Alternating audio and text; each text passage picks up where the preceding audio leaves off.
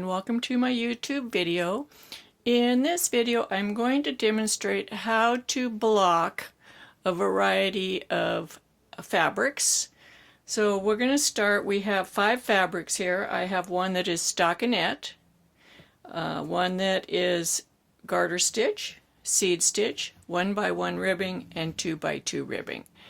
I'm going to be demonstrating how to block these and show you the differences in the characteristics of the fabric as they change before and after blocking. Here are the supplies that I'm going to use for blocking these swatches. I have my water, the unblocked swatches. I have a towel for wrapping the swatches in and getting the excess water out after we take them out of the water. And I have rust-proof pins.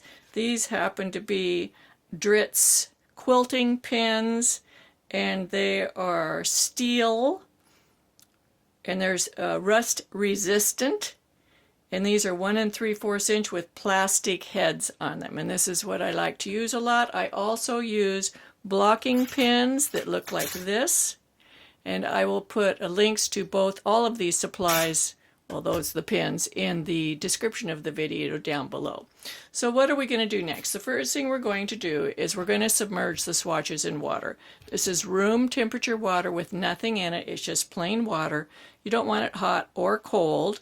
And I'm just going to group all these swatches together, and I'm going to push them down into the water.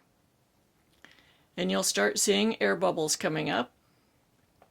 And I'm not going to agitate. I'm just holding them down till the air bubbles start coming up. And once we've gotten some of the air out, then I'll take my hand out and we'll let the swatches sit in the water for at least 20 minutes. It takes that long for the water to completely penetrate the wool yarn. This is 100% merino non-superwash wool. Okay, we're just going to let it sit there for the 20 minutes, and I'll be back here shortly. Okay, so the 20 minutes have passed. We're still getting a couple little air bubbles out of there. So now we're going to use our towel. I've got a cotton towel here. What I'm going to do is take the swatches out one at a time. I'm just going to squeeze the excess water out. And you can see, like this is the garter stitch, how malleable it is when it's wet. Completely different. So I'm just going to lay them on my towel here. And take one at a time. And I'm trying not to distort them in any way. I'm just getting the excess water out. I'm not stretching them or changing the fabric in any way. You do not want to do that because when it's wet, all kinds of things can happen that cause your fabric to become distorted. This is number 4. I'm just laying them over here. And 5. Okay, we'll set the water to the side so you can see the swatches here. I'm just going to lay them out a little bit. And I'm going to roll my towel up.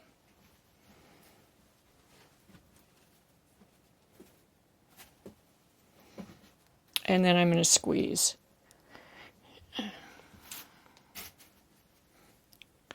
I'm just getting the excess water out.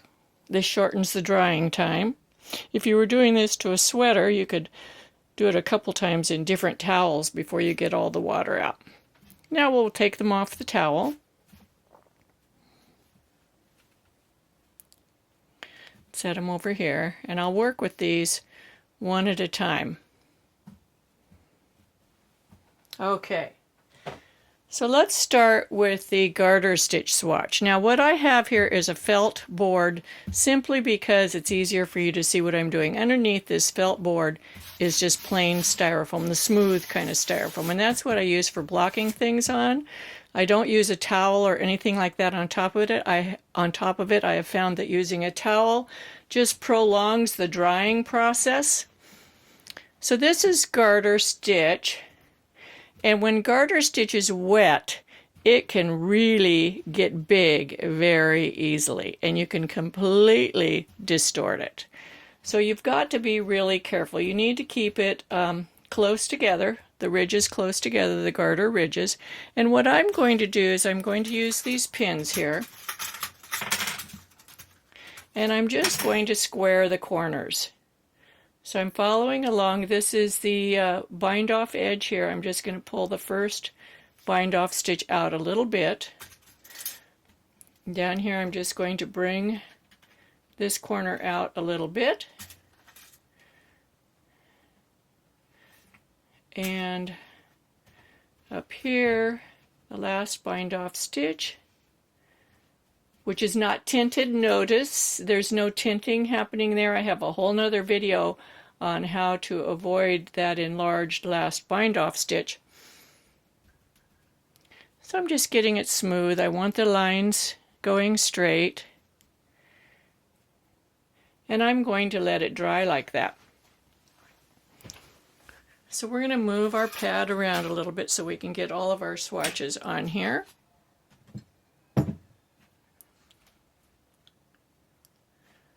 The next one we're going to do is the stockinette stitch swatch. And we'll put the bind off at the top. Now notice it still wants to curl, right? But what we're going to do is we're going to straighten it out. There's two ways to do this. One is to use your fingers. See, this edge is completely curled under here. And use your fingers to uncurl the edge like that, but with it right side up. And you would pin these edges in place. Let me get some pins here.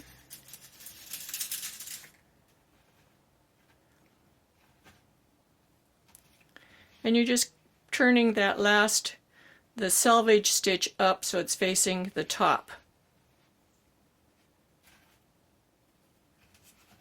without stretching the fabric. The most important thing is to not stretch the fabric when it is wet. And I'm just placing pins kind of at an angle, and I'm not going through the yarn, I'm going between the stitches.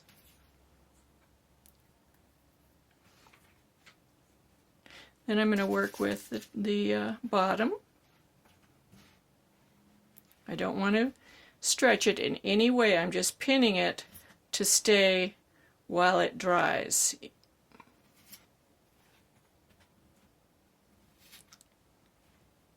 Then we're going to work on this edge here.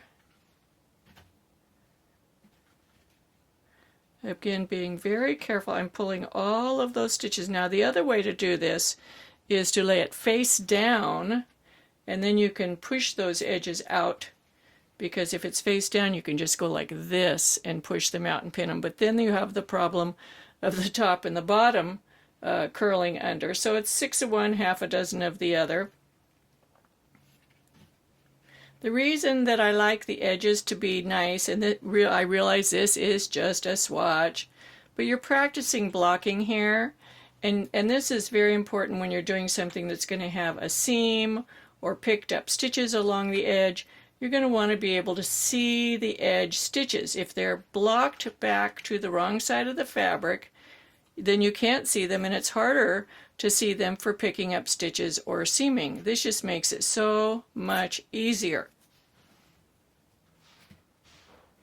Then you want to make sure it's square. That looks pretty darn good. Okay, we might put one more pin right here.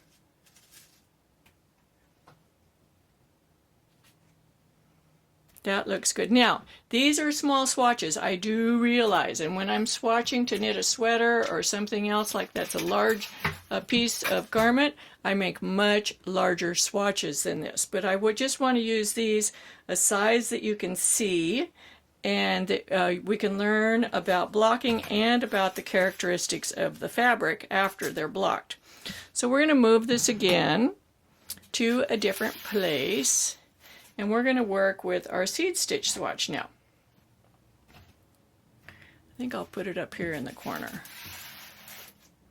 Okay, I just like to put the bind off edge at the top. It's just me. And seed stitch is kind of like the garter stitch. It's really easy to block. All you really want to do is square up the corners. And here's our nice tidy bind off, no tinting. Do you see that?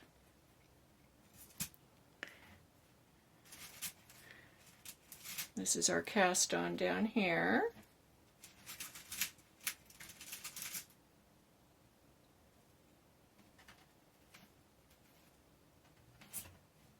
And then I just line up, I like on my seed stitch, the lines to be straight. I don't like them going like this. So I look at those and line them up, and again, it's just going to dry like that. Now let's address the ribbing swatches, okay? In addition to making this video, I'm going to have another video that's right after this one, once these are dry and after I finish, on measuring gauge in the different stitch patterns. So you may want to keep an eye out for that. If you subscribe to my YouTube channel and hit the notification, hit that bell, then you'll be notified when I make new videos, if you like my teaching style.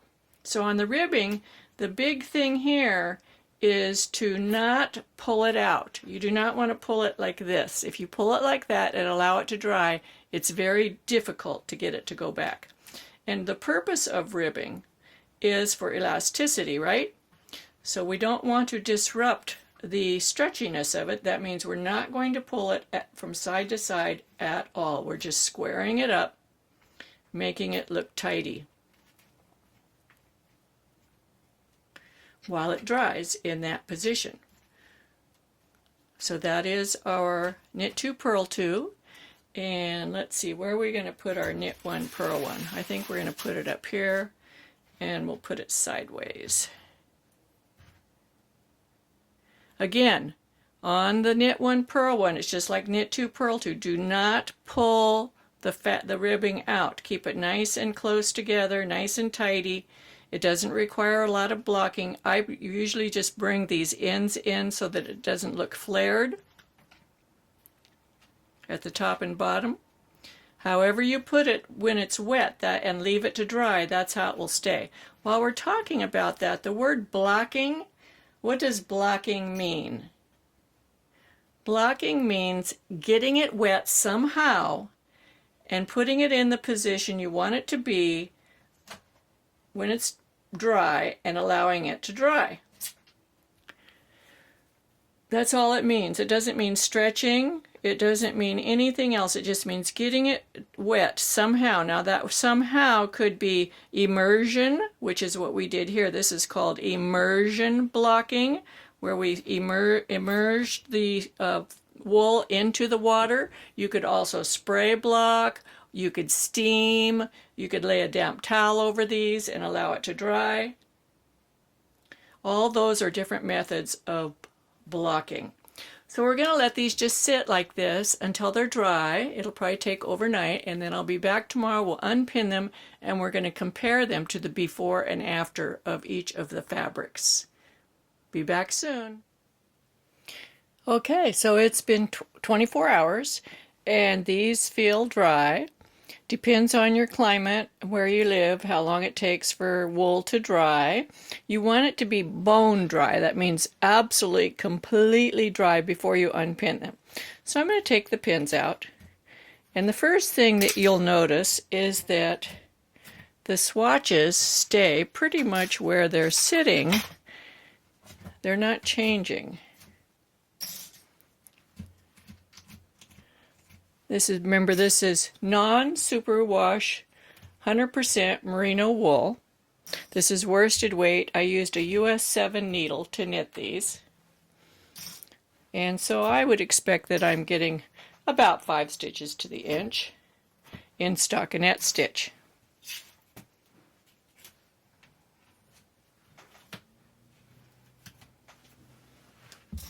And let's see what these look like.